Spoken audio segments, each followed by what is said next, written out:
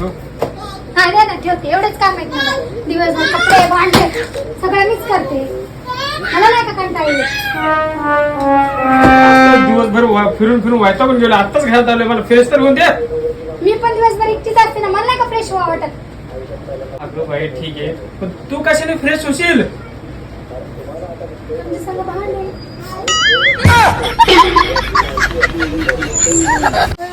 काय गं? कधी तुम्ही लय चांगलं वागता तू. जा घरी मग. दे माझी शब्द वापस. चला. लगेच 9 वाजला नाही की 9 गावाला पळत येतात.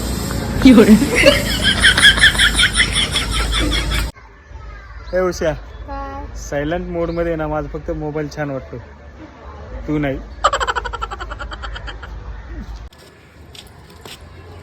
कॉंग्रॅच्युलेशन. अगं कशाबद्दल कॉंग्रॅच्युलेशन उषा? हो, बाहेरच्या देशात शिकायला गेली ती, आता तिकडंच प्रेग्नेंट झाली. हा कसं काय? तीच ना तुझी मैत्रीण होती ती, तिचं तर लग्न झालं नव्हतं ना ग? नाही हो, झाली ती. तिचं नाही लग्न झालेलं, पण झाली ती. बाहेर देशात गेली आणि प्रेग्नेंट झाली, लग्न नाही झालं. अगं ती परमनंट झाली असेल, परमनंट.